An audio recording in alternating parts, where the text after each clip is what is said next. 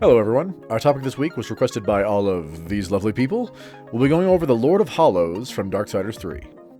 The Lord of Hallows is a riddle wrapped in a mystery inside of an enigma.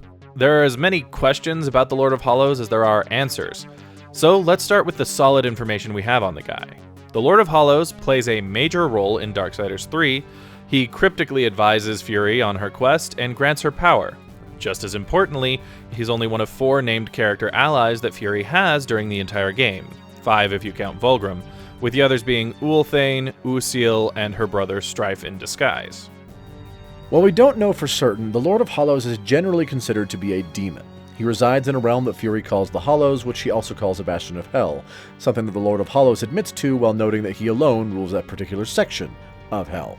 Additionally, when Fury speaks to Abraxas, a powerful demon, Abraxas refers to the Lord of Hallows as a traitor, as does the Dark Prince at the end of the game.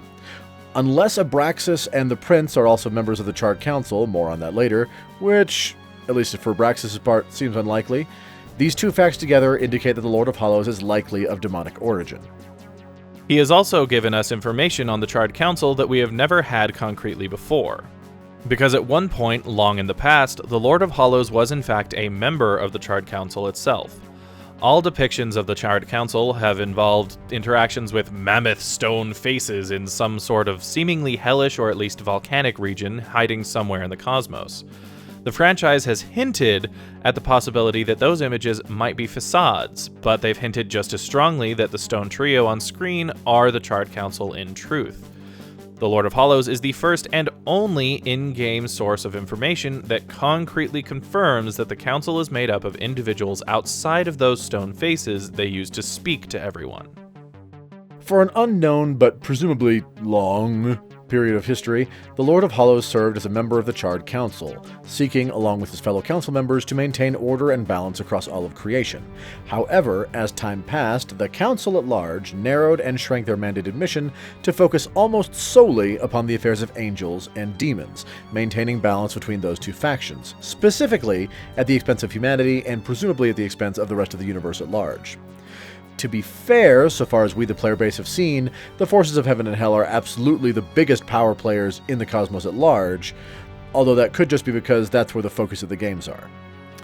The Lord of Hallows balked at this shirking of the council's overall duties and eventually ceased to be a member of the council. His word choice indicates that he may have been kicked off the council, but he's vague enough that it's also possible he simply quit. It wasn't just disillusionment with the council's methods that led to the Lord of Hallows' separation from the council, though. He also took note of, and was not worried by, the true nature of humanity. The Charred Council forced heaven and hell into a peace treaty that was predicated upon the idea that humanity would eventually rise to become a kingdom powerful enough to challenge either heaven or hell. Thus, heaven and hell were to keep from warring and potentially putting the torch to humanity early via collateral damage until this time came. We've known this since Game 1. However, the Lord of Hallows adds an interesting and important piece of information to this. Apparently, man was made the third kingdom, with heaven being the first and hell being the second, because the race of humanity was designed to be able to grow, to become more, and act as avatars or personifications of balance itself in the long run. Where angels were meant to be creatures of good and law, and demons were meant to be creatures of evil and chaos, mankind as a species straddles the spectrum, and this unique nature made some of the most powerful creatures in creation nervous. The Lord of Hallows, on the other hand, watched as humanity was stomped on and ignored, until he got wind that there might be those out there that would like to see humanity snuffed out for fear of what they might one day become. Perhaps more importantly, he also learned that in such a situation, the Council may well turn a blind eye to humanity's downfall, an act that was, in the Lord of Hallows' opinion, fueled by fear and a desire to ensure that the Council's place and purpose was not usurped by humanity in the future. It was at that point that he put the plan of his becoming into motion. For nebulous eons, the Lord of Hallows has quietly been hollowing the souls of willing angels, demons, and humans alike. As best as we can tell, when a soul is hollowed, it is absorbed into the Lord of Hallows himself, and thus kept from returning to the Well of Souls and the cycle of death and rebirth. By the time we meet him in Darksiders 3, the Lord of Hallows has been hollowing souls in this manner for centuries beyond counting, perhaps even millennia, and his plans were nearing fruition. By the Lord of Hallows' own words, this collection of souls was gathered with the intent to see humanity's potential realized. Whether that means that the souls are meant to speed up humanity's evolution, or something else entirely, is unclear. We should note that a piece of dialogue from the Lord of Hallows indicates that he seems to be aware, at least in vague terms, of the simultaneous quests of Fury's brother horsemen, so we personally believe it is unlikely that the souls he's been collecting are intended to restore humanity to life, since it seems likely to us that he knows that death is tackling that very problem. But that is entirely conjecture on our part. This is where Fury comes in. Fury and the Lord of Hallows first meet after Fury finds herself struck down after being distracted by the death of her trusty steed, Rampage. It seems likely that the Lord of Hallows recognized in Fury a possible ally to the cause. Considering he knew even then that the Council had betrayed Fury in an effort to see her slain, though Fury herself would not realize this until later in the game, while watching and in his own way testing her, the Lord of Hallows periodically empowered Fury by granting her magical hollows. Mystical objects that, when absorbed, granted Fury various powers. The Lord of Hallows' plan to see mankind's potential realized would ultimately require that he give up his life and transform himself into the mysterious stone sigil, seemingly a vessel for the vast collection of souls he'd acquired over the eons. Presumably, something needs to be done with the sigil, but at this point we don't know what that is. What we do know is that, because of this, the Lord of Hallows needed an ally, someone he could trust, a guardian for the sigil. He had chosen Fury for this task, hence his reasoning for watching and empowering her. Interestingly, while the main story of Darksiders 3 is predominantly linear, Fury actually gets to choose whether to side with the Lord of Hallows and prove him right in his choices, or kill him and presumably ruin his plans. If the player chooses to side against the Lord of Hallows, a boss fight is initiated.